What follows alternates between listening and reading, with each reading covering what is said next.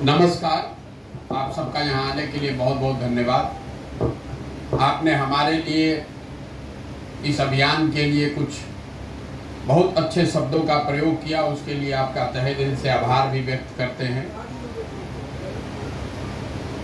हम इतने बड़े आदमी हैं नहीं जितना आप हमको बता रहे हैं। हम बिल्कुल साधारण परिवार के लड़के हैं, कोई इतना बड़ा काम किया नहीं है। हमारा परिचय जान लीजिए। मेरे दादा बैलगाड़ी चलाते थे, मजदूर थे, और हमारे बाबूजी यहाँ बिहार सरकार में डॉक्टर थे। ऊपर वाले की कृपा है, माता पिता का आशीर्वाद है, कुछ जीवन में हासिल कर लिए हैं। 10 वर्ष तक हमने संयुक्त राष्ट्र संघ में काम किया है। पहले भारत में, फिर अमेरिका में, उसके बाद अफ्रीका में हम काम करते थे। जिस परिचय से आप लोग हमको जानते हैं, चुनाव प्रबंधन, राजनीतिक रणनीतिकार वगैरह, उस काम को हमने 10 वर्ष किया है। 2011 से लेके 2021 तक। हमारे पास चुनाव जिताने का कोई फार्मूला भी नहीं है। ये आपको या कई लोगों को, जो लोग यहाँ आ रहे हैं, इस अभियान से जुड़ रहे हैं, हमको इसका एहसास है कि उसमें बहुत सारे लोग इसलिए आ रहे हैं, उनको लगता है कि प्रशांत किशोर के पास चुनाव जिताने का कोई फार्मूला है। ये हाथ किसी तरह अगर हमारा पकड़ लें तो कल हम मंत्री विधायक बन जाएंगे। तो भैया, हमारे पास ऐसा कोई फार्मूला है नहीं। हमारे गुरुओं ने, हमारे माता पिता ने जो हमें सिखाया है कि जिस काम को लीजिए उसको पूरी ईमानदारी और शिद्दत से कीजिए। जो सफलता अगर जीवन में मिली है वो इसलिए मिली है कि जिस काम को लेते हैं उसको पूरी ईमानदारी और ताकत से करते हैं। अब अगर सोच कर आए हैं कि बिहार में समाज के लिए कुछ करना है, तो चाहे 1 वर्ष लगे कि 10 वर्ष लगे, चुनाव से इसका कोई लेना देना नहीं है। आप देख रहे हैं आज कोई चुनाव नहीं है। हम पिछले साल मई से यहाँ घूम रहे हैं, अक्टूबर से तो पैदल ही चल रहे हैं, और आपको एकदम विश्वास दिला रहे हैं चाहे इसमें 10 वर्ष लग जाए, इसको किए बगैर मानेंगे नहीं। आप में से बहुत सारे बैठे हुए लोग इस सोच, जिनको ये सोच अच्छी लग रही है, वो भी घर पर जाके कहता है बात तो ठीक है कह रहे हैं, लेकिन होगा तब न। वो तो ठीक ही बात है। 2011 में हम आए होंगे। 2011 में अगर आपसे हमसे मुलाकात हो गई होती और हमने आपको बताया होता कि चुनाव प्रबंधन करके कोई चीज शुरू होता है, हम इसको शुरू करेंगे, जितने बड़े दल नेता हैं वो हमसे सलाह लेंगे, हजारों लड़के उस पर काम करेंगे, और सलाह ही नहीं लेंगे उसके लिए बल्कि पैसा भी देंगे, तो लोग तो हंसता ही, कहता भैया इनका बात कोई क्यों मानेगा। हमारे बाबूजी ने कहा कि अरे, अब हमारे मदर को, हमारी माताजी को, हमारे पिताजी ने उस समय बताया कि तुम्हारा लड़का पागल हो गया, अच्छा खासा नौकरी कर रहा था, छोड़ के कहाँ चला आया, ये तो कोई सुनेगा ही नहीं।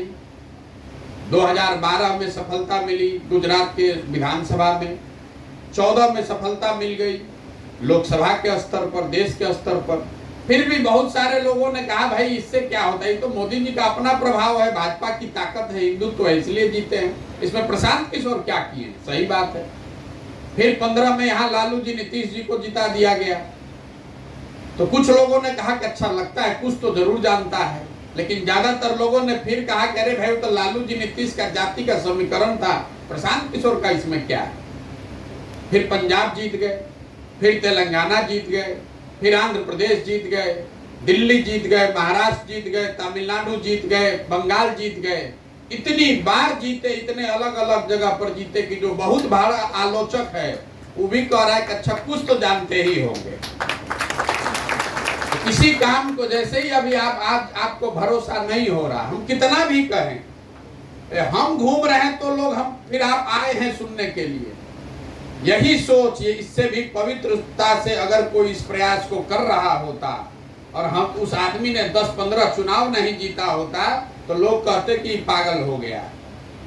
10-20 आदमी के घूमने से कहीं बिहार सुधरने वाला है।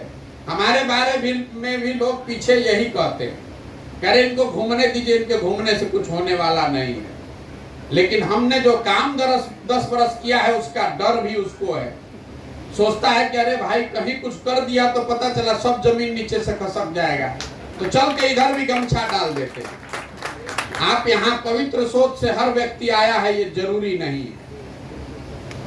किसी ने ठीक कहा, बात तो सब अच्छा ही करता है, कौन बात गलत करता है? हम भी अच्छी बात कर रहे हैं, आप भी अच्छी बात कर रहे हैं। हम 3500 गांव में पैदल गए हैं, भाषण चाहे कुछ भी दे, एक वो सवाल हर जगह पूछते हैं कि भाई अपने अपने बच्चों के नाम पर जरा आप ये बताइए कि आपने अपने जीवन में कभी अपने बच्चों के पढ़ाई के लिए वोट दिया है? आज तक एक आदमी भी, चाहे आप प्रबुद्ध हैं, अगड़े हैं, पिछड़े हैं, समाजवादी हैं, कांग्रेसी हैं, भाजपाई हैं, किसी ने हाथ नहीं उठाया है कि भैया हमने अपने बच्चों के पढ़ाई के लिए वोट दिया है। लेकिन जिस किसी से भी बिहार में बात कीजिए, वो यही कहेगा कि भैया पढ़ाई का व्यवस्था सुधरना चाहिए। कैसे सुधरेगा भाई? आपको ये पूरा समय हम लोग, आप और हम इसमें लगाते हैं कि वोट किसको दिया जाए। हम जो समझाने का प्रयास कर रहे हैं कि लोकतंत्र में आप अपने वोट की ताकत को समझ ही नहीं रहे हैं। आप वोट किसको देते हैं इसका कोई महत्व ही नहीं है। वोट किस बात के लिए देते हैं, महत्व इस बात का है। ये प्रमाण है पूरे दुनिया में। अगर आप भारत में देखिएगा, इसी बिहार में जहां आप इतना परेशान हैं कि नेता काम नहीं कर रहा है, कोई सुन नहीं रहा है, कुछ हो नहीं रहा है, इसी बिहार में जिस चीज के लिए आपने हमने वोट दिया है, और हम सब प्रबुद्ध लोगों को भी कह रहे हैं, आपने हमने जिस चीज के लिए वोट दिया है वो काम थोड़ा कम या ज्यादा हर जगह हो रहा है। आपने हमने हिंदू बनकर राम मंदिर के लिए वोट दिया है, तो बिहार में फैक्ट्री लगे चाहे नहीं, स्कूल बने चाहे नहीं, अयोध्या में राम मंदिर बन रहा है। अगर बिहार की जनता ने घर घर से 5 किलो अनाज के लिए मोदी जी को वोट दिया, तो बिहार में चाहे जितना भी भ्रष्टाचार है, 1 किलो चोरी करके 4 किलो लोगों को अनाज मिल रहा है। अगर बिहार में की जनता ने नीतीश कुमार को बिजली के लिए वोट दिया, तो चाहे नीतीश जी के राज्य में बिहार कितना भी बदहाल हो, घर घर, इसी बदहाल बिहार में घर घर बिजली आई है। जिस चीज के लिए आप वोट देते हैं, वो लोकतंत्र की आपके वोट की ताकत है, उसको होना ही होना है। लेकिन बिहार में आप अपने बच्चों के पढ़ाई के लिए, रोजगार के लिए वोटे नहीं दे रहे। जब आप वो वोट देते नहीं हैं तो क्यों गाना गाते हैं? अभी समस्तीपुर में हम घूम रहे हैं, लोग कितना बता रहा है अपने आप इतिहास को। जिसका वर्तमान कमजोर हो, ज्यादा इतिहास की बात करता है कि हमारे बाबूजी के यहाँ हाथी बनता था, क्योंकि आपको अपना बताने के लिए कुछ नहीं है। हम आपको जरा जमीन पर ले आते हैं। समस्तीपुर बिहार का 17वां सबसे गरीब जिला है, क्योंकि आप अच्छी बात तो खूब जानते हैं। किसी ने कर्पूरी जी के नाम पर कसीदा कसा, किसी ने यहाँ के शिक्षाविदों की चर्चा की, आप यहाँ के बड़े धार्मिक, पौराणिक, सामाजिक जगहों की चर्चा कर रहे हैं। समस्तीपुर बिहार का 17वां सबसे गरीब जिला है। यहाँ प्रति व्यक्ति आय है 25,996 रुपया। याद रखिएगा इसको, 25,996 रुपया। बिहार का प्रति व्यक्ति आय है 35,000, और गरीब देश भारत में प्रति व्यक्ति आय है 1,35,000 रुपया। तो बिहार भारत के नजरिए से भी आप कहाँ खड़े हैं देख लीजिए। यहाँ से पलायन के मामले में देश का 18वां सबसे बुरा जिला है समस्तीपुर। सबसे ज्यादा जहां से पलायन होता है उसमें 18वां नंबर समस्तीपुर का है। बिहार में नहीं, पूरे देश में सबसे ज्यादा पलायन और गरीबी वाला ये डिस्ट्रिक्ट है।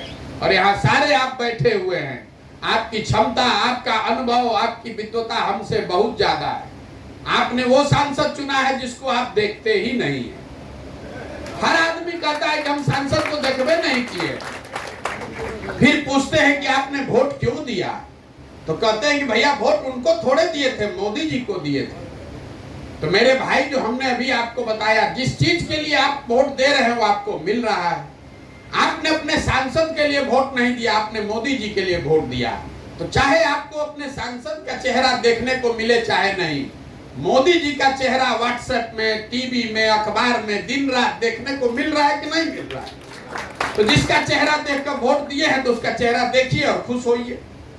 हर आदमी की ये आदत हो गई है नेता को दोष देने के लिए। सब लोग कह रहे हैं बिहार में नेता खराब है, चोर है। हम तो पूरा देश में काम किए हैं, शायद ही कोई बड़ा नेता और दल है जिससे हम न मिले हो, बात न किए हो, जिसके साथ काम नहीं किया है। दूसरे राज्यों में भी नेता हरिश्चंद्र नहीं है, लेकिन जितनी गरीबी, जितनी बदहाली, पिछड़ापन बिहार में है, इतनी दुर्दशा कहीं देश में नहीं है। कहीं न कहीं बिहार के लोगों को, हमको, आपको ये सोचने की जरूरत है कि गलती हम में, आप में है। आप जब तक वो नहीं सुधारेंगे तो प्रशांत किशोर आ जाए कि मोदी आ जाए, लालू जी आ जाए कि नीतीश आ जाए, ये सुधरने वाला नहीं है। उसी मोदी के राज में बंगलोर भी है, उसी मोदी जी के राज में गुजरात भी है, और उसी मोदी जी के राज में समस्तीपुर भी है। आपके लोटा में जितना बड़ा लोटा होगा उतना ही ना पानी उठाइएगा। आपने, पासवान जी ने रामायण की चर्चा की है, तो उसमें तो ये कहा गया है कि आपकी पात्रता कितनी है। समंदर में पानी तो बहुत है, लेकिन जितना बड़ा लोटा होगा वही तो उठा पाइएगा। हम लोगों ने अपनी पात्रता को खत्म कर दिया है। आप और हम ये चर्चा करते हैं कि बिहार इतना गरीब और पिछड़ा क्यों है। आपको जिसको भी खड़ा करेंगे, कोई लालू जी को दोष देगा, कोई नीतीश जी को, कोई कांग्रेस को, कोई मोदी जी को। हम आपको बता रहे हैं, आप चाहे जितने प्रबुद्ध हैं, आप इस बात को कहीं नहीं चर्चा में सुने होंगे। बिहार इतना गरीब इसलिए है कि अगर बिहार की विकास यात्रा को आप समझना चाहते हैं तो आपको पता चलेगा कि 50 के दशक में बिहार देश के 10 सबसे अग्रणी राज्यों में था। 50 के दशक में तमिलनाडु और बिहार बराबर के राज्य थे। आज तमिलनाडु में बिहार के मुकाबले प्रति व्यक्ति आय 7 गुना ज्यादा है। तो वहां से हम लोग लुढ़कते लुढ़कते 28 पर कैसे आ गए? ये किसी एक दल और एक पार्टी ने नहीं किया है। आप बिहार के विकास के मानकों को देखेंगे तो आपको पता चलेगा कि 1965 के बाद हर साल बिहार किसी न किसी मानक पर दूसरे राज्यों के मुकाबले पिछड़ रहा है। क्योंकि लोगों की याददाश्त ही 15-20 साल, 30 साल से ज्यादा की नहीं है, तो आपको लगता है कि लालू जी आए तो सब बर्बाद हो गया। तो आपसे प्रश्न पूछ रहे हैं कि अगर लालू जी के आने के बाद ही सब खराब हुआ तो 1990 में तो बिहार ठीक होना चाहिए था। लालू जी तो 1990 में बने। 1990 में भी बिहार देश का सबसे गरीब और पिछड़ा राज्य था।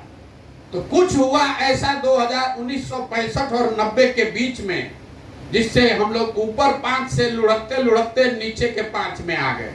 वो क्या हुआ वो आपको ये बता रहे हैं। वो आप यहाँ दैनिक जागरण, हिंदुस्तान में नहीं सुनिएगा, कोई नेता उसकी चर्चा नहीं करता है। 1965 के बाद 65 से 90 के बीच में 25 साल में बिहार में 23 अलग अलग मुख्यमंत्री बने हैं। ये राजनीतिक अस्थिरता का दौर रहा बिहार में। जब आप में से जितने राजनीतिक लोग हैं, आप भी 5 गो से ज्यादा मुख्यमंत्री का नाम नहीं बता पाइएगा। आप समस्तीपुर के हैं तो कर्पूरी ठाकुर का नाम लीजिएगा, कोई दरोगा प्रसाद का नाम लेगा, कोई माया बाबू का नाम लेगा, कोई जगन्नाथ मिश्रा बोलेगा, कोई बिंदेश्वरी दुबे, सतेंद्र बाबू का नाम लेगा, लेकिन कोई यहाँ ऐसा आदमी नहीं जो कि 25 मुख्यमंत्री का नाम बता दे। तो जब दूसरे राज्य आगे बढ़ रहे थे तो बिहार की जनता राजनीतिक अस्थिरता जो आपने, हमने यहाँ बनाया, कोई 2 दिन, कोई 6 दिन के लिए मुख्यमंत्री बना, कोई 2 महीना के लिए, कोई 6 महीना के लिए, आप दूसरे राज्यों के मुकाबले पिछड़ते चले गए। 90 आते आते आप सबसे गरीब और पिछड़े बन गए। 90 में राजनीतिक स्थिरता लौटी तो लालू जी के फॉर्म में लौटी। लालू जी ने कहा कि आर्थिक विकास नहीं चाहिए, सामाजिक न्याय करेंगे। और जो लोग भी यहाँ बैठे हैं, आपको ये मानने में तकलीफ नहीं होनी चाहिए कि लालू जी के राज में कम से कम शुरुआती सालों में सामाजिक तौर पर जो गरीब और पिछड़ा आदमी था उसको जरूर बल मिला, उसको आवाज मिली। ये मानने में कोई दिक्कत नहीं है और इस बात के लिए लालू जी का सम्मान भी होना चाहिए। लेकिन ये अलग बात है कि 2-4-5 बरस के बाद उन्हीं के राज को लोगों ने जंगल राज भी कहा, अपराधियों का बोलबाला हो गया, सब कुछ ध्वस्त हो गया। उसके बाद 17-18 साल से नीतीश कुमार बैठे हैं। इनके कालखंड को भी आप 2 भाग में सीधे तौर पर बांट सकते हैं। एक नीतीश कुमार जो 2005 से 2012-13 तक रहे, उस दौर में बिहार सुधरता हुआ हर व्यक्ति को दिखा, हर व्यक्ति को लगा कि अब बिहार सुधरने लगा। लेकिन 12-13 के बाद फिर वही राजनीतिक अस्थिरता, इसका कितना असर है ये आपको दिखाता हूं, अभी आपको बता रहा हूं। नीतीश कुमार वही हैं, बिहार की व्यवस्था वही है, लेकिन इनके कालखंड में 2012 के बाद जो राजनीतिक अस्थिरता का दौर शुरू हुआ, तो नीतीश कुमार के रहते हुए ही इस पूरे 7-8 साल में कोई काम हुआ नहीं। अब आपको लग रहा है कि नीतीश जी का दूगो पलटने का आपको याद है। 2015 में नीतीश कुमार महागठबंधन बनाए, फिर एनडीए गए, फिर महागठबंधन में आए। ऐसी बात नहीं है। 2012 से नीतीश कुमार का ये सरकार का 6वां प्रयोग है, 6वीं सरकार बिहार में चल रही है। आपको लग रहा है कि बिहार में बदलिए कुछ नहीं रहा है। आप 6 अलग अलग सरकार नीतीश जी की कृपा से ये 6वीं सरकार देख रहे हैं। 12-13 में उन्होंने एनडीए का गठबंधन तोड़ा, वो पहला प्रयोग। 14 में अपना कुर्सी छोड़कर मांझी जी को बना दिए, दूसरा प्रयोग। फिर 14 के पार हुआ, 15 आते आते मांझी जी को हटाकर वापस खुद बन गए, वो तीसरा प्रयोग। फिर महागठबंधन के साथ चुनाव लड़े, 15 जीते, वो चौथा प्रयोग।